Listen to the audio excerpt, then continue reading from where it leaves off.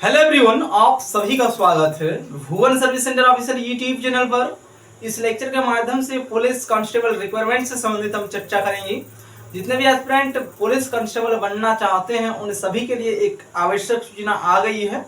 एक नई वैकेंसी जारी हुई है जिसमें 1088 पदों में भर्ती प्रक्रियाएं शुरू हो गई है।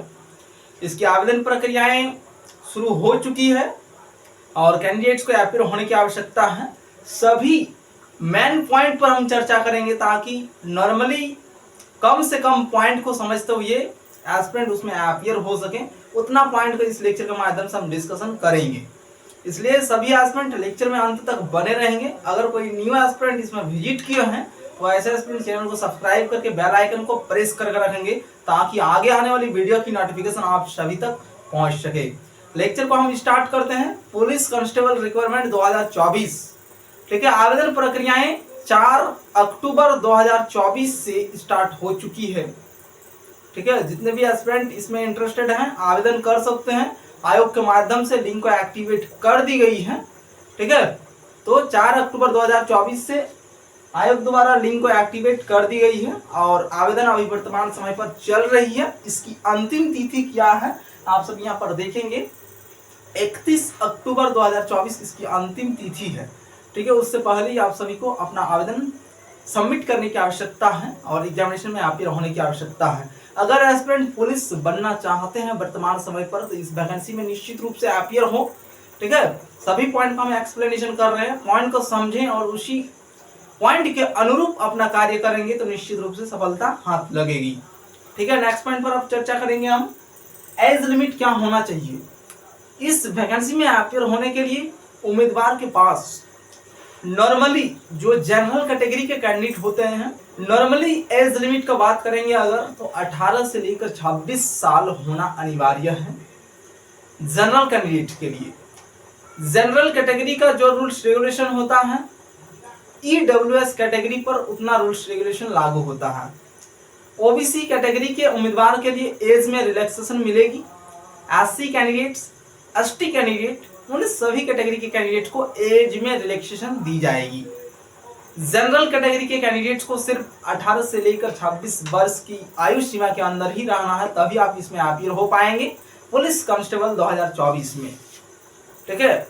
एज लिमिट से संबंधित ये डेटा मेंशन की गई है। नेक्स्ट पॉइंट है एजुकेशन क्वालिफिकेशन। यहाँ पर देखेंगे एस्पिरेंट एजुकेशन क्वालिफिकेशन क्या होना चाहिए एस्पिरेंट के पास। तो जितने भी एस्पिरेंट अपीयर होना चाहते हैं पुलिस कांस्टेबल रिक्वायरमेंट 2024 में आप सभी के पास इंटरमीडिएट की सर्टिफिकेट होना अनिवार्य होगी। 10+2 की सर्टिफिकेट अगर है आपके पास तो आप इसके लिए एलिजिबल हैं। एनी स्ट्रीम, किसी भी स्ट्रीम से आप इंटरमीडिएट परीक्षा को पास किए हैं, आर्ट्स, कॉमर्स, साइंस, इन तीनों स्ट्रीम के कैंडिडेट्स इसमें अपीयर हो पाएंगे। इसकी एजुकेशन क्वालिफिकेशन नियमावली में 12वीं पास रखी गई है। तो जितने भी एस्पिरेंट 12वीं पास हैं उन सभी के लिए बेस्ट अपॉर्चुनिटी है। टोटल पदों की संख्या 1088 है, ठीक है। अब आते हैं हम नेक्स्ट पॉइंट पर, फिजिकल रिलेटेड इंफॉर्मेशन। फिजिकल से आप सबको गुजरना है। जितने भी एस्पिरेंट पुलिस कांस्टेबल बनेंगे उन सभी को फिजिकल एग्जामिनेशन देना है। सब इंस्पेक्टर के एग्जामिनेशन में भी आप सभी को फिजिकल एग्जामिनेशन देना होता है, लेकिन ये पुलिस कांस्टेबल से संबंधित भर्ती निकली है, इसमें भी आप सभी को फिजिकल एग्जामिनेशन देना होगा। उससे पहले और एक पॉइंट समझ लें एस्पिरेंट, ठीक है। यहाँ पर देखेंगे टोटल पदों की संख्या 1088 है। उनमें से पुरुष कैंडिडेट के लिए उनके लिए टोटल पदों की संख्या 708 है और जो महिला कैटेगरी का अभ्यर्थी होंगे उन सभी कैंडिडेट्स के लिए टोटल पदों की संख्या 380 है। कुल मिलाकर अगर देखेंगे टोटल पदों की संख्या महिला और पुरुष दोनों के सीट को अगर इंक्लूड करेंगे टोटल पदों की संख्या 1088 है, ठीक है। ये डेटा नोटिफिकेशन में मेंशन की गई है और इतना ही पदों में भर्ती प्रक्रियाएं चल रही है। जो एस्पिरेंट पुलिस कांस्टेबल बनने के लिए इंटरेस्टेड हैं उन सभी को आवेदन करने की आवश्यकता है। आवेदन प्रक्रियाएं शुरू हो गई है 4 अक्टूबर 2024 से और अंतिम तिथि को ध्यान में रखेंगे 31 अक्टूबर 2024 है। उससे पहले आप सभी अपना एप्लीकेशन फॉर्म को सबमिट कर लें। अब आते हैं इसका जो मुख्य बिंदु है फिजिकल से रिलेटेड। जितने भी एस्पिरेंट पुलिस कांस्टेबल बनेंगे उन सभी को फिजिकल से गुजरना ही होगा, ठीक है। तो सबसे पहले हम मेल कैटेगरी के कैंडिडेट्स के संबंध में चर्चा करेंगे। जो पुरुष जाति से संबंधित हैं उन सभी को फिजिकल में क्या कुछ क्राइटेरिया फुलफिल करने की आवश्यकता है।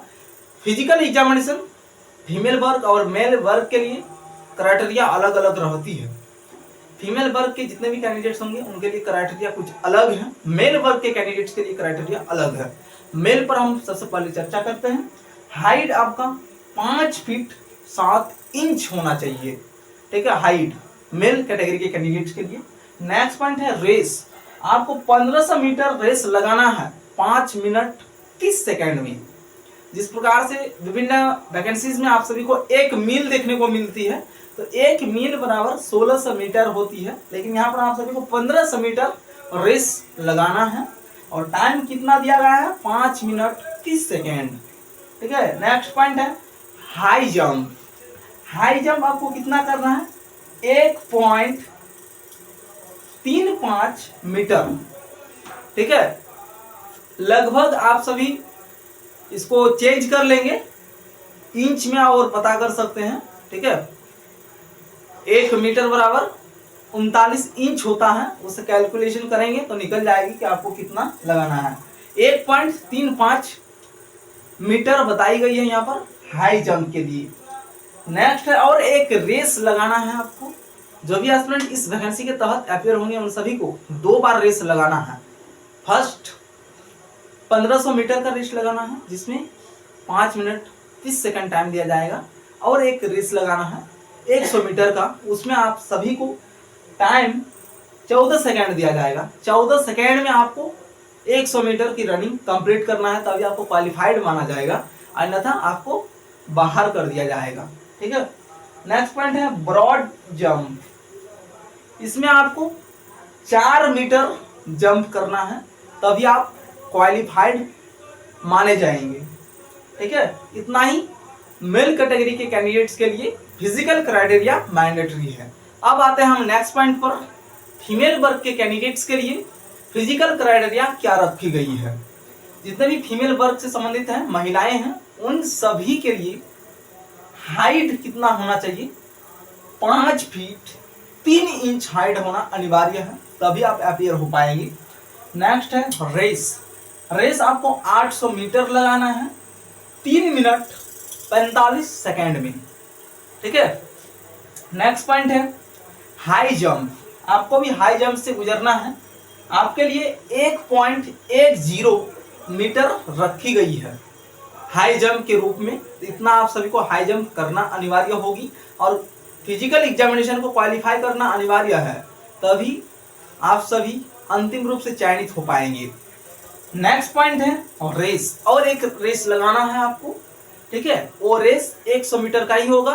फीमेल वर्ग और मेल वर्ग दोनों का ये क्राइटेरिया सेम है, और इसमें आपको टाइम ड्यूरेशन फीमेल कैटेगरी के कैंडिडेट्स को मेल वर्ग की तुलना में टाइम ड्यूरेशन ज्यादा दिया गया है। 100 मीटर रेस में आपको 17 सेकंड दिया गया है टाइम। 17 सेकंड में 100 मीटर आपको रेस लगाना है और कंप्लीट करना है, क्वालिफाई भी करना है। नेक्स्ट पॉइंट है ब्रॉड जंप। इसमें आपको 3 मीटर जंप करना है, ठीक है, फीमेल कैटेगरी के कैंडिडेट्स को, और मेल कैटेगरी के कैंडिडेट्स को ब्रॉड जंप के रूप में 4 मीटर जंप करना है, तभी आप क्वालिफाई हो पाएंगे। इतना ही आप सभी की फिजिकल क्राइटेरिया है, इससे ज्यादा कुछ भी मेंशन नहीं की गई है नोटिफिकेशन में। अब आते हैं हम फीस स्ट्रक्चर पर। फीस लेकिन इसमें बहुत ज्यादा है, एस्पिरेंट देख लें और समझ लें। जितने भी एस्पिरेंट जनरल कैटेगरी और ईडब्ल्यूएस कैटेगरी से संबंधित हैं और ओबीसी से संबंधित हैं, 3 कैटेगरी के कैंडिडेट्स को 600 रुपया फीस पेमेंट करने की आवश्यकता होगी ऑनलाइन माध्यम में। एससी, एसटी और बीपीएल, जितने उम्मीदवार के पास बीपीएल कार्ड है, ठीक है, बीपीएल धारक, उन सभी कैटेगरी के कैंडिडेट्स को 150 रुपया पेमेंट करने की आवश्यकता है, ठीक है। और एससी, एसटी और बीपीएल वाले कैंडिडेट्स, इन सभी कैंडिडेट्स को 150 रुपया पेमेंट करने की आवश्यकता होगी।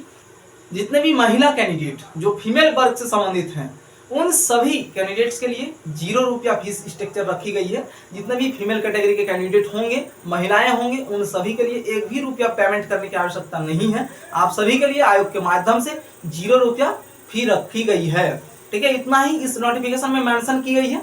पुलिस भर्ती से संबंधित आप सभी नोटिफिकेशन को देख सकते हैं और ये वैकेंसी हिमाचल प्रदेश में जारी की गई है। हिमाचल राज्य अंतर्गत आप सभी सेवा देना चाहते हैं और हिमाचल प्रदेश के जितने भी एस्पिरेंट हैं उन सभी के लिए भी बेस्ट अपॉर्चुनिटी है। टोटल पदों की संख्या 1088 है। पुलिस कांस्टेबल से संबंधित पद हैं।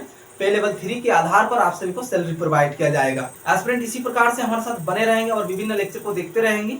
ठीक है, इस चैनल के माध्यम से विभिन्न विज्ञापन, नोटिफिकेशन और स्टडी मटेरियल उपलब्ध कराई जाती है। हमारे साथ जुड़े रहें। धन्यवाद।